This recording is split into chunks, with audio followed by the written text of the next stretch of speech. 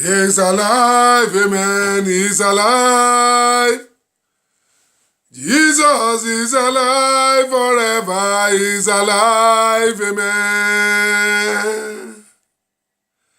Brothers and sisters in the global world, no doubt about it that our God is forever alive. He is alive, amen. He is alive. My Jesus is alive forever, he is alive, amen. What a mighty God we serve. He gives us confidence every day that our price has been paid by him on the Calvary tree once and for all, confirmed by his written word. He is alive, amen. He is alive. Jesus is alive forever, he is alive, amen. Dear Father in heaven, it's a divine empowerment moment to prove to ourselves the written assurance of your word upon our life and to show to the global world that we have no cause to be worried or to be fearful because you have paid the price of our sin once and for all. Father, this we want to prove to ourselves this moment of the day. Speak through your instrument by yourself and open the ear and the eye of the global world, your children, for them to see you in your true identity and for them to hear you in your true meaning. This we pray in your glorious name. Amen. Brothers and sisters in the global world, it's so amazing to give glory to the Lord for what he has done for us.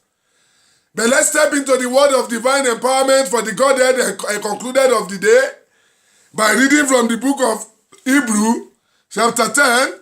I quickly read from verse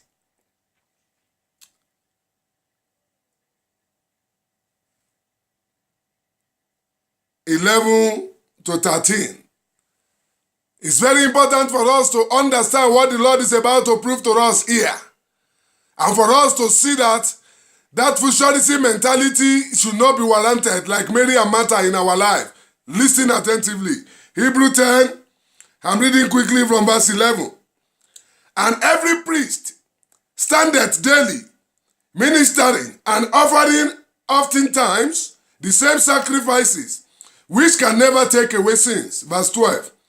But this man, after he had offered one sacrifice for sin forever, sat down on the right hand of God. Verse 13. From henceforth, expecting till his enemy be made his footstool. Verse 14. For by one offering he had perfected forever them that are sanctified.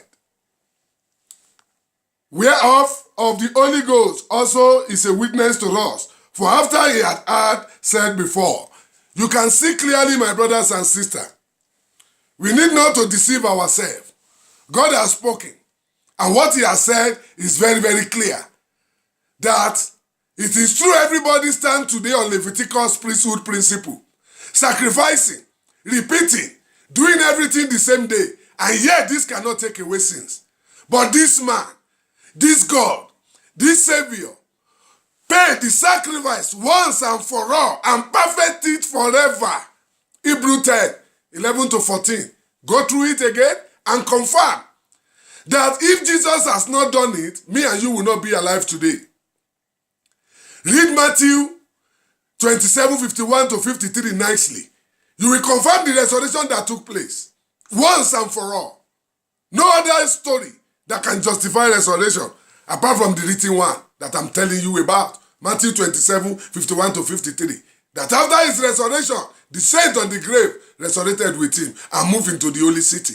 Any other interpretation is extra tire.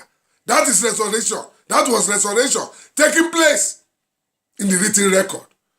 And if resurrection has not taken place, what opportunity do we have today to call ourselves the children of God? What authority do we have today to be using Jesus' name to be praying? Is there any president that can authorize and the authority can take place if not after election? It's a simple question. Is there any house that can get burnt while the occupant ran away and none of them was hurt physically, but everything was destroyed to ashes? And if that house was not renovated, would they be able to go back there and be living in it again? Then the curse that was given in the Garden of Eden to Adam by God, was the cause of both spiritual death instantly and physical death at the final analysis. When he said to them that from sand he created them, so shall they come back to sand, and they will be getting their living in sufferings and pains.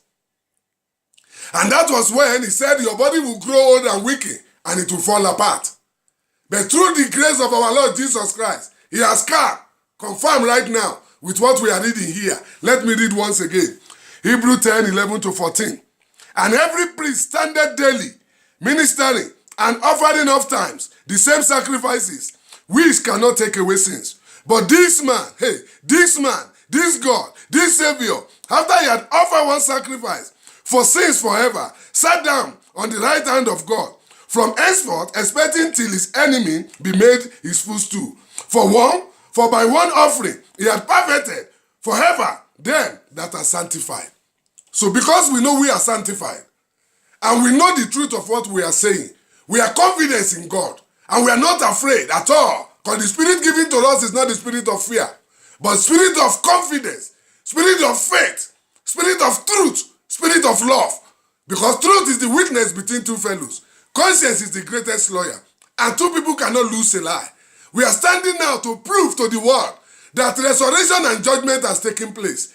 If judgment and resurrection has not taken place, both me and you will not be alive today.